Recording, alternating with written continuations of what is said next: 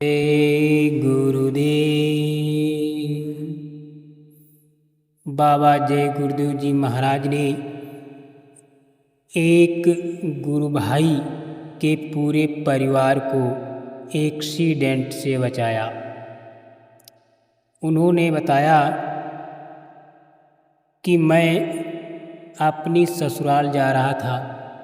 गांव में एक प्रेमी की मोटरसाइकिल मांगी और उनके लड़के बच्चे ससुराल में थे।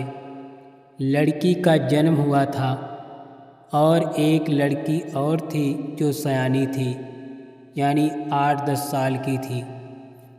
तो ये अपने ससुराल को जा रहे थे और ससुराल को पहुंच गए। रात भर विश्राम किया और सुबह उठे और तैयारी की।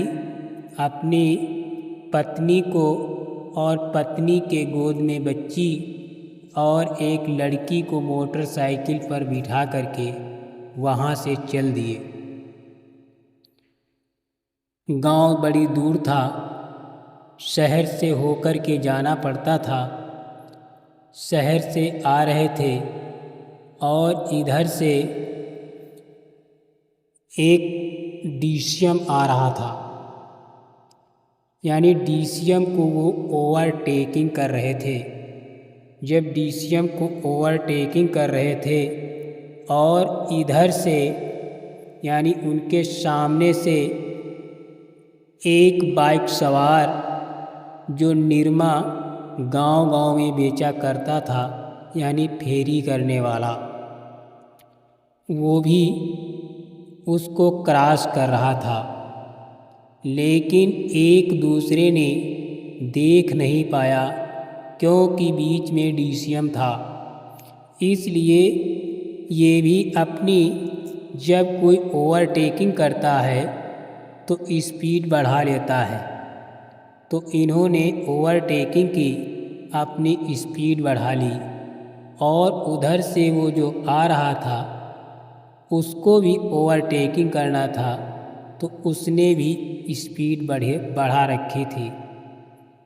लेकिन जो ये प्रेमी थे वो जय गुरुदेव ट्रस्ट यानी जय गुरुदेव धर्म प्रचारक संस्था मथुरा में जो कार्यकारिणी बनाई गई है, बाबा जय गुरुदेव जी महाराज जी ने भी कार्यकारिणी बनाई है।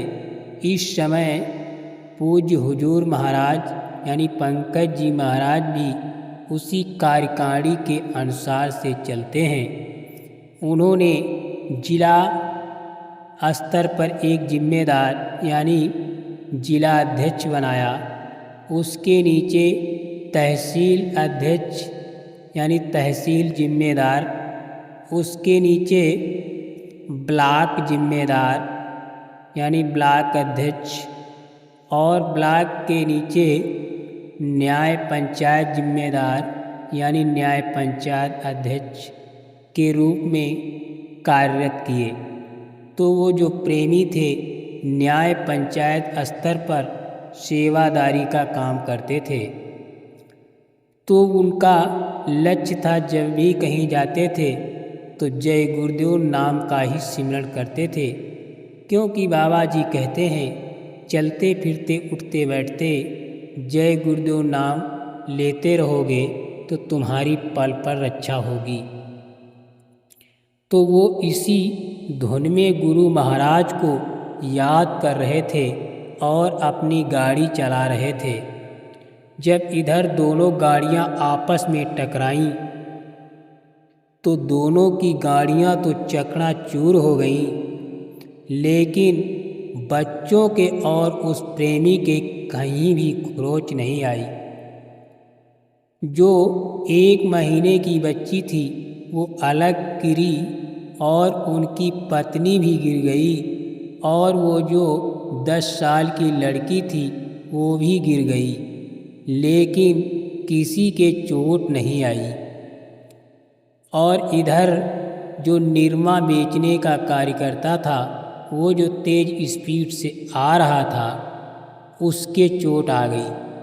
तो वहाँ के लोगों ने उन प्रेमी के परिवार को उठाया और उनसे कहा कि आप चले जाइए, लेकिन उन्होंने अपने ससुराल को फ़ोन कर दिया तो वहाँ से लोग आकर के गाड़ी सहित इनको वापस ले गए और दूसरे दिन गाड़ी बनवा करके तब वो घर आए।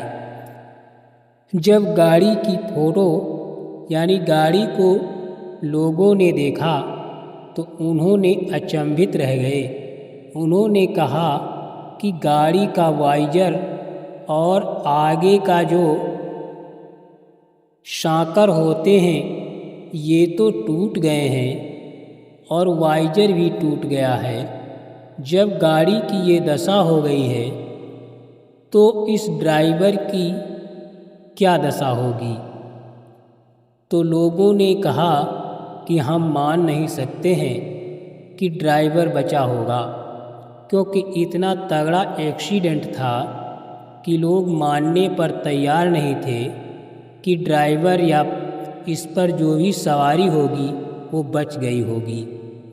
लेकिन गुरु की दया ऐसी रही कि उन लोगों को कोई खरोंच तक नहीं आई। हल्की फुल्की जो भी चोट आई वो रात भर में ठीक हो गई और जय गुरुदेव का नाम गुनगुनाते गुनगुनाते वो दूसरे दिन अपने घर आ गए। जब गांव में ये चर्चा चली और जिस प्रेमी की गाड़ी मांग कर ले गए थे उस प्रेमी से जब ये घटना बताई तो वो प्रेमी भी रोने लगा और गुरु महाराज से फरियाद करने लगा, हे गुरु महाराज, हमारी गाड़ी टूटी तो कोई बात नहीं, अगर प्रेमी को कुछ हो जाता तो हमारे पर भी दोष लग जाता कि काश अगर गाड़ी इनकी ना मांग कर ले जाते तो हमारा इतना अनिष्ट नहीं होता। क्योंकि अगर अनिष्ट हो जाता तो लोग यही कहते कि ये गाड़ी एक्सीडेंटल है और इसी कारण इसकी मौत हो गई है।